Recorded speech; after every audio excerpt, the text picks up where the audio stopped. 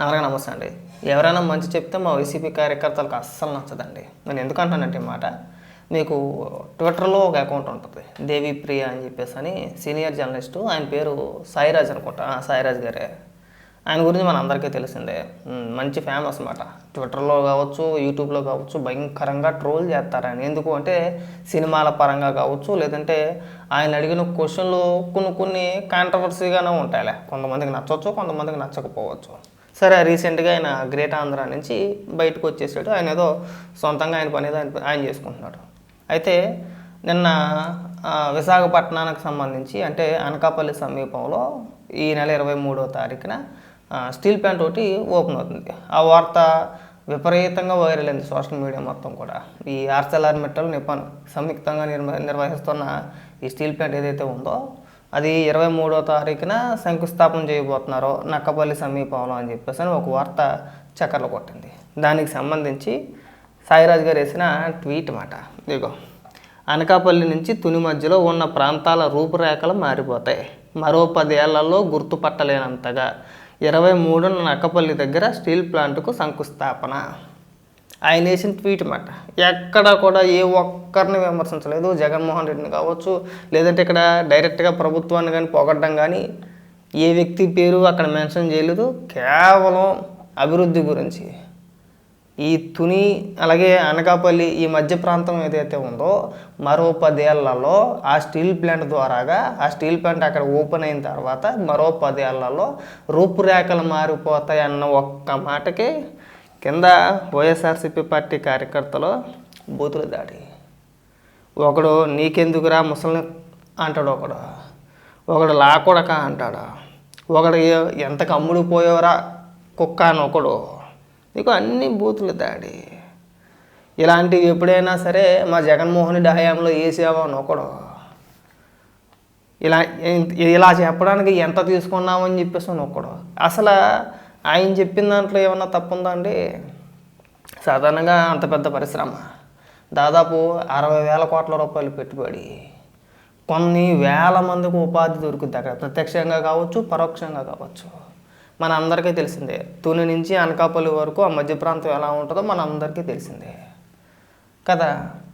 అలాంటిది అక్కడ అంత పెద్ద పరిశ్రమ, అంత పెద్ద స్టీల్ ప్లాంట్ ఓపెన్ అవుతుంటే ఏ వెచ్చనా కొడుకులు ఎవరు మంచి చెప్పినా వాళ్ళని ట్రోల్ చేయడమే.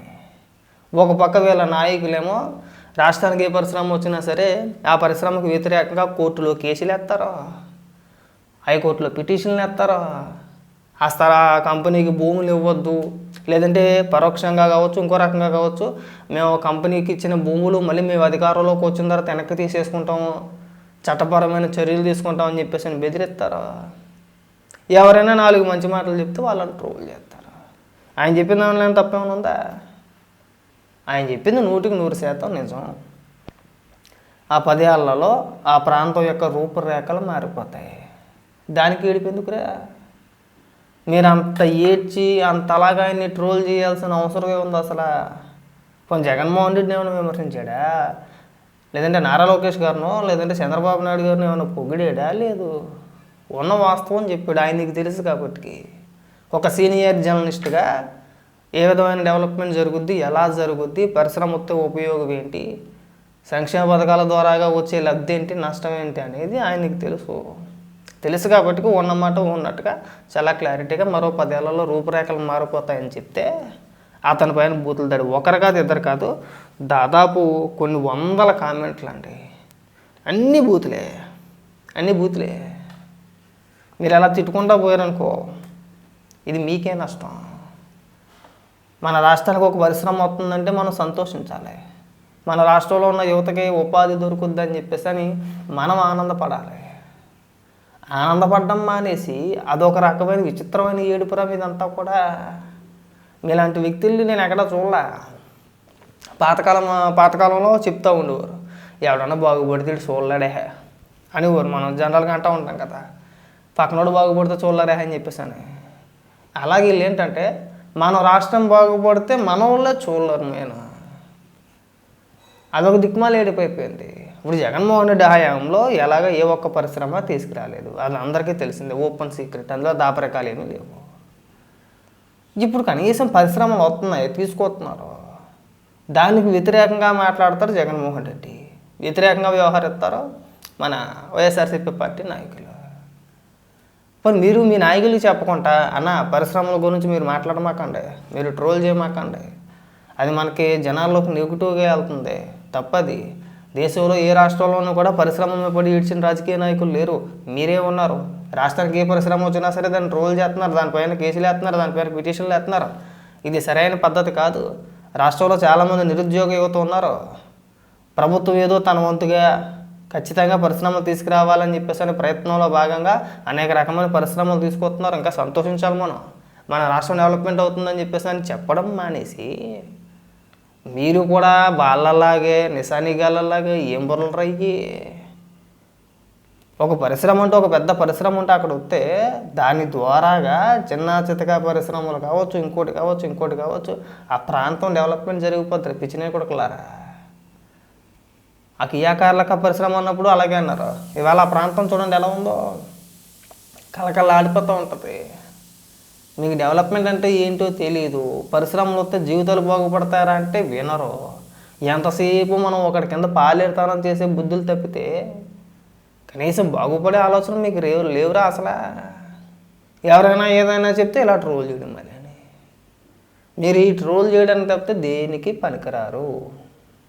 నేను చూసాను కదా నిన్న అనకాపల్లి మన గుడివాడ అమర్నాథ్ ప్రెస్ మీట్ పెట్టేశాడు. మరి ఈ వీడియోలో కూడా కలిపి చెప్పేస్తున్నామంటే మరి సపరేట్గా ఈ బొక్కడా గారి గురించి ఇంకొక వీడియో ఎందుకు చేయాలని చెప్పేసి అని ఉద్దేశం.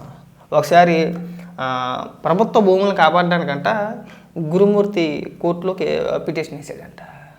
ఈ గూగుల్ డేటా సెంటర్కి సంబంధించి వీళ్ళు ఏదైతే కోర్టులో పిటిషన్ వేసారో దాని గురించి ఎవడు వివరిస్తున్నాడో గుడివాడ అమర్నాథ్.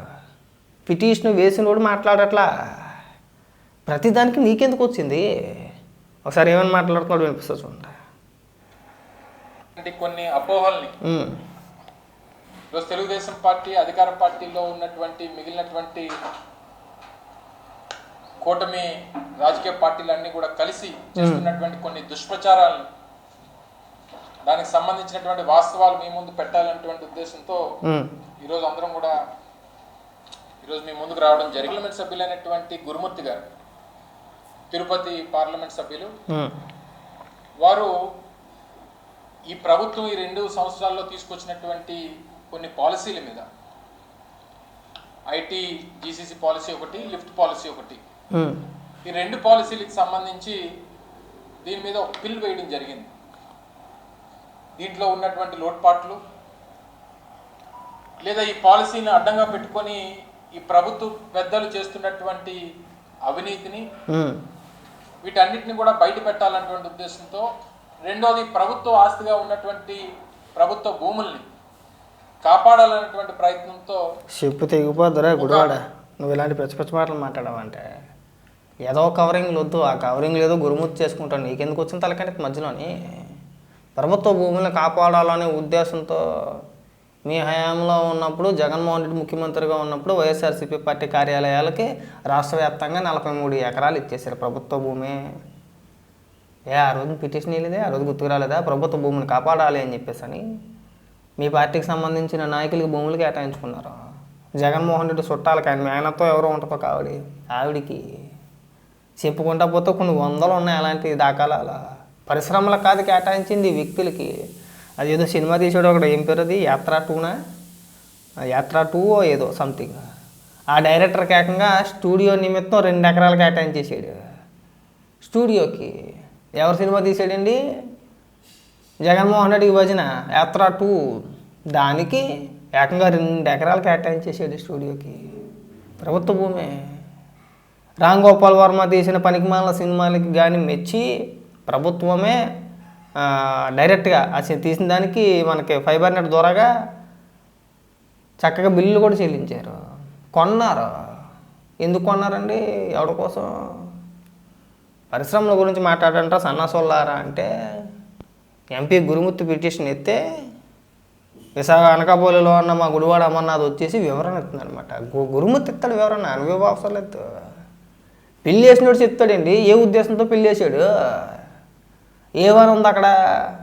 ఏమని రాసుకొచ్చారు ఆ పిల్లలు? ఏమని ఉంది?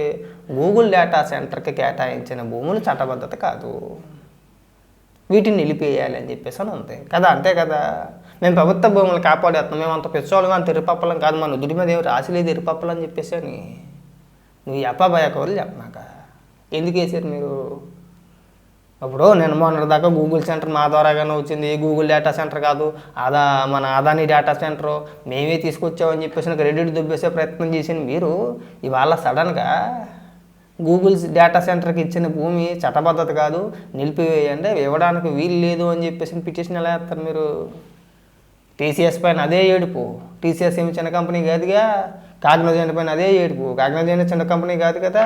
చదువుకున్న వాళ్ళకి, ఉద్యోగాలు చేసే వాళ్ళకి టీసీఎస్ అంటే ఏంటి, కాగ్నిజెంట్ ఏంటంటే తెలుసు. మనమేమో నిశానిగాలని, నీకు ఏమీ రాదు, నాకు అంత పెద్దగా ఏమి వచ్చింది ఏమీ లేదు. మనం వాటి ప్రస్తావన జోలికి మనం వెళ్ళకూడదు. నీ అదృష్టం బాగుండి నువ్వు మంత్రి అయ్యవు, మేము బాగాలాగా ఇలాగ 4 వాళ్ళ మధ్యలో కూర్చొని వీడియోలు చేస్తున్నాం. దరిద్రం కూడా. అసలు నీలాంటి వ్యక్తులు మంత్రులుగా చేశారు, మా రాష్ట్రాన్ని 5 ఏళ్ళు పరిపాలించారంటేనే మాకు సిగ్గేస్తుంది. నిజంగా చెప్తున్నాను నేను. ఎంత దిక్మాలో లేకుండా ఎక్కడ ఉంటారేమో నాకు తెలిసి. ఒక మంచి చెప్తే నచ్చదో, ఒక పరిశ్రమ వస్తే నచ్చదో. మన అసెంబ్లీకి వెళ్ళి పోరాడతామంటే అసెంబ్లీలో మాట్లాడలేము. పోనీ ఈ పాలసీల మీద చర్చించాలనే ఉద్దేశం మీకు ఉంటే రైట్, ఓకే. మీకు ప్రభుత్వం తీసుకున్న పాలసీ నచ్చలేదు, పాలసీ మీకు నచ్చలేదు, ఆ పాలసీ పైన మీకు కొన్ని సందేహాలు, కొన్ని అనుమానాలు ఉన్నాయి. ఏం చేయాలి?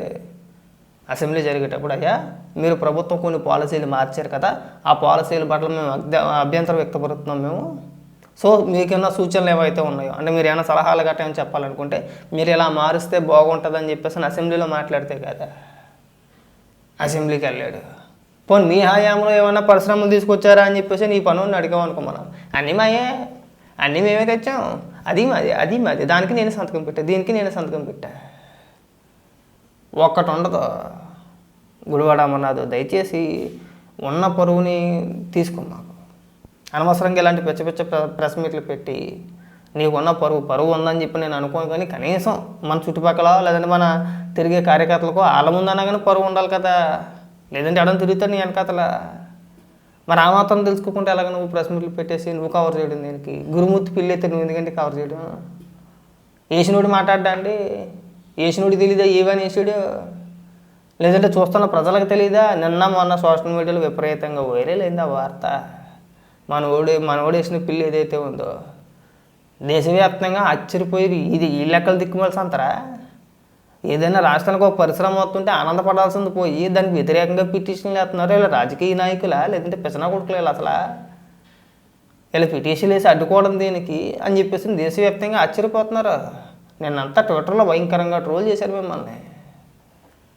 డెవలప్మెంట్కి వ్యతిరేకంగా వీళ్ళు చేస్తున్నారు, వీళ్ళు తీసుకున్న చర్యలు ఇవి, వీళ్ళు ప్రవర్తిస్తున్న తీరు ఇదని చెప్పేసి దేశవ్యాప్తంగా మీ ముఖం మీద తుప్పుకుని ఉమ్మేసేస్తూ ఉంటే వీళ్ళు వచ్చి గురుమూర్తి చదువుకోస ప్రభుత్వ భూములు చెప్పించి కొట్టేస్తారు ఇలాంటి మాటలు మాట్లాడితే. నీకు చేత కాకపోతే మూసుకొని ఉండండి. మీకు పరిశ్రమలు తీసుకురావడం చేత కాలేదు, రాష్ట్రాన్ని అభివృద్ధి చేయడం మీకు చేత కాలేదు. ఎంతసేపు నేను ఒక బటన్ నొక్కేస్తానని చెప్పేసి సంవత్సరానికి 3 సార్లు 4 సార్లు పెద్ద మీటింగ్లు పెట్టాలి. ఆ మీటింగ్లకి చుట్టుపక్కల ప్రాంతాల నుంచి జనాన్ని అందరినీ సమీకరించేయాలి, అక్కడ తీసుకొచ్చేయాలి. మొట్టమొదటిసారిగా చిన్నపిల్లలతో మనకి బంద్ చేయించేసుకోవాలి, డ్యాన్సులు వేయించేయాలి, మామ జగన్ మామ అని చెప్పేసి పాటలు ఏం చేయాలి, చిన్నపిల్లలతో పొగిడించుకోవాలి.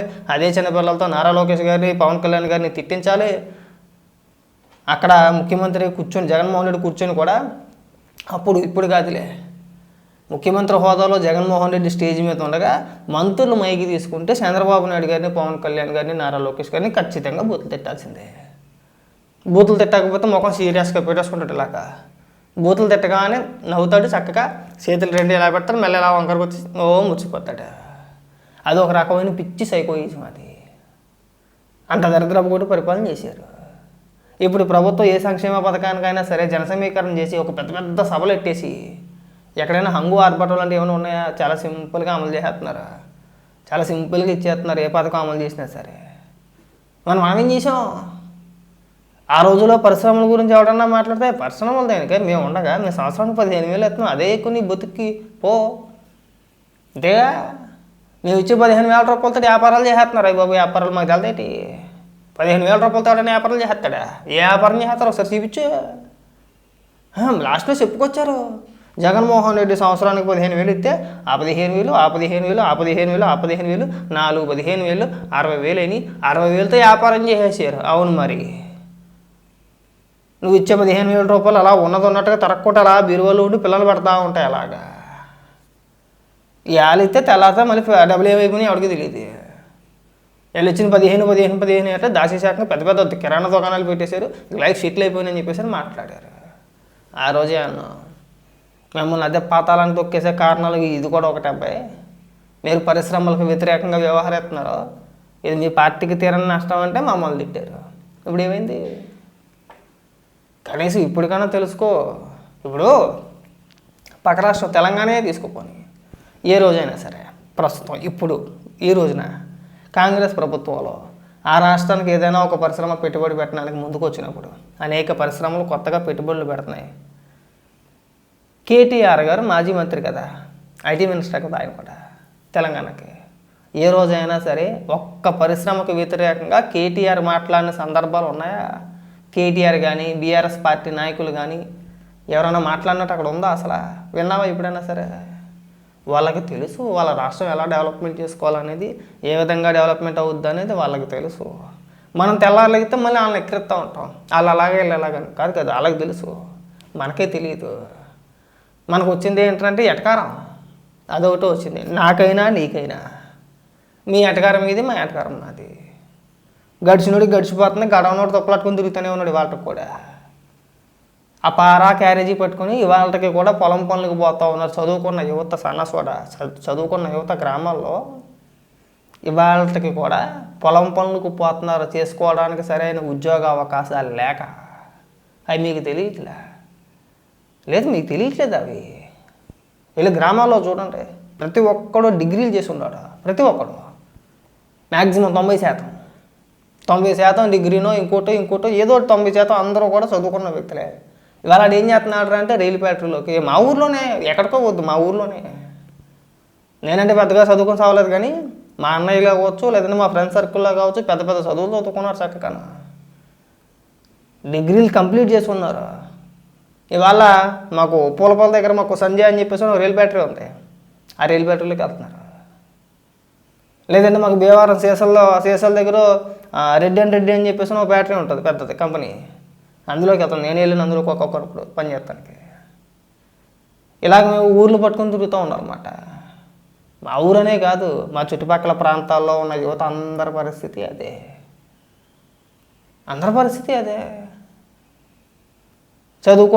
సరిగ్గా చదువుకున్న వాడికి చదువుకు తగ్గ ఉపాధి లేదు. మనం తీసుకున్న దిక్కుమాల నిర్ణయాలే. ఇంక ఇటు మాటలు ఇంకా చెప్పుకుంటా పోతే ఇంకో 10 నిమిషాలు పట్టుద్ది. కాబట్టి అమర్నాథ్ పరిశ్రమలకు వ్యతిరేకంగా మీరు మాట్లాడమాకండి. అలాగే ఎవరు మాట్లాడినా మీరు వాళ్ళని ట్రోల్ చేయమాకండి. మేము జగన్మోహన్ రెడ్డి గారికి కూడా చెప్తున్నాం, ఒకసారి మీ పార్టీ తరపు నుంచి మీ పార్టీ కార్యకర్తలకి కొన్ని ఆదేశాలు జారీ చేయండి. రాష్ట్రానికి ఏదైనా ఒక పరిశ్రమ వచ్చినప్పుడు మీకు నచ్చకపోతే దానిపైన సైలెంట్గా ఉండండి, కానీ వివిధ రకాలుగా ట్రోల్ చేసి ఉన్న పరువు తీసేయొద్దు అని చెప్పేసి మీరు ఆదేశాలు జారీ చేస్తేనే ఆగుతాయి. ఆయన నా పిచ్చి, కానీ మీరే పరిశ్రమలకు వ్యతిరేకం అయితే మీరేది చెప్తారు. దయచేసి ఇంక ఇలాంటి ప్రయత్నాలు చేయమక్కండి. ఆ తాతను ట్రోల్ చేయడం, లేదంటే మీరు వచ్చి గురుమూర్తిని కవర్ చేయడం, ఈ ప్రయత్నాలు ఇక్కడ తాపెత్తే బాగుంటుంది.